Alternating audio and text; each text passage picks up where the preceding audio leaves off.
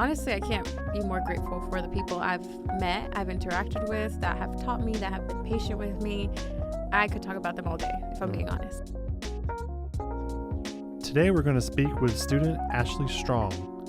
Ashley is going to talk to us about the ACC Learning Lab and how it helped her join the Associate Degree Nursing program at ACC. What was your decision-making process for finally choosing ACC?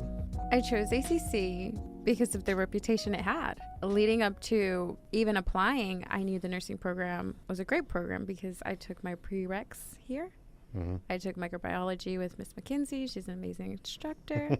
I took AMP2 with Miss Hinderlitter, amazing professor. Just my overall experiences with professors has been top notch. So you kind of discovered it was a lot better than maybe you previously thought when you first got here. 100%. I looked no further, if I'm being honest. I took my HESI here. I knew I was comfortable here. My first attempt with the HESI didn't go too well. No? It was horrible. What happened? I scored a 60-something, but I went in with nothing. I didn't do review questions. I didn't practice anything. So kind of unprepared, more or less. Yes, I was just trying to get the anxiety of the questions and out of the way. I was just trying to get a feel for it, to say the least. Yeah. So that's what I was trying to do. So I went in and I was like, let's just get this over with. But I didn't realize that ACC had certain requirements for how many times you can take the HESI. So I learned that the hard way. So the next time I took it, I took it in April, then retook it in September. I waited until I was actually ready and more prepared, but I couldn't wait too long because the application was coming up for the spring. Why did you decide to become a nurse? What was what kind of motivated you to do that? I've always wanted to be a nurse since I was in high school, but life happens, and I'm almost 25, and I'm picking up where I left off when I was younger. Was it about being a nurse that made you want to do it? Well, nurse is just a stepping stone, right? Just the way my CNA license is a stepping stone. So you already have a CNA then? Yes, I do. Okay. I got my CNA license here, and so the end goal is to get my RN license, go to CRNA school, which requires a master's.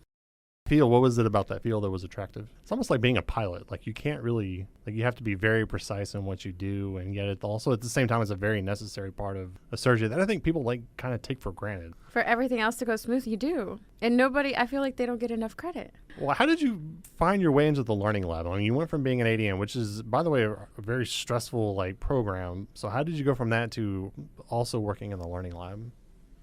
I ended up in the learning lab because I needed tutoring. I needed some guidance. I was very much scared to ask for help. That's step one. I was scared. But I found out that ACC has a tutoring lab, which they call the learning lab.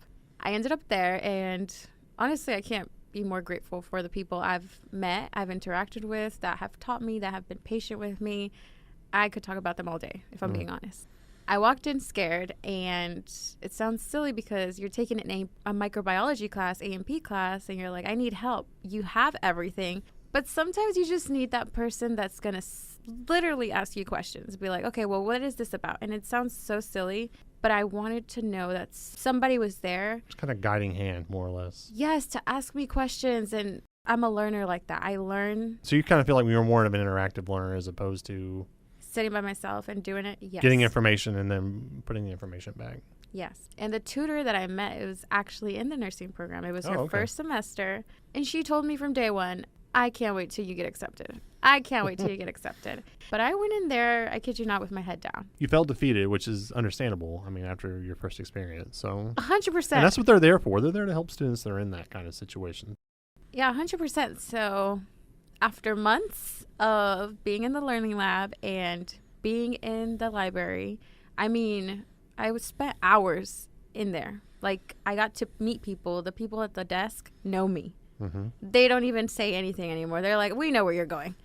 And I ended up meeting Miss Holly, amazing, Dr. Herrera. I kid you not, that spring semester, 2024 that I was there, I was probably one of her few students, my tutors, and I was so grateful for it. So were you able to take the test again? I took the test in September. So what happened? I passed. I went from going low 60s to a 93. The minimum score to get into the program for them to even look at your application is in the 70s, but it's Okay. a very competitive program. Yeah, it is a very competitive field. And then there's also more applicants than there are seats on top of that. So have you enrolled? Have you been able to, were you able to get in? Are you still waiting? Kind of where are you at right now? I'm in the program right now. This is my first week. It feels surreal, but it's starting to feel real with everything that's getting taught and shown and thrown at us. But this is what I wanted. This is what I wanted, and I got it. So now I have to enjoy this part of the journey. If you see a student who's struggling in your program, like how apt are you to tell them, hey, look, if you really need help, there's a whole army of people over in the Learning Lab. I pushed it since A&P. I told them, because our class was full in anatomy and physiology. It was a full class. I was still going to the Learning Lab, and at this point, my HESI score was already good. It was a 93. And I saw people struggling. I suggested it. Was there a moment kind of in all this where you felt like, okay, I know what I'm finally going to do, and then I'm going to conquer this? There was a turning point when I spoke with Miss Holly, and I went to one of her HESI classes she had, and she basically goes down the whole HESI, how it's going to go. And again, she had no clue that I had taken this test. No idea, because I wasn't bragging about my 60. I waited until the end of class and I spoke with Miss Holly, and I told her that I had already taken the HESI and I scored a 60. She looks at me and was like, okay, when are you planning to apply? I said, well, I would like to be in the program in January. She said, okay, well, this application ends in months. You still have time to do great on this HESI. But she said, if you don't get studying to it, are you going to have time?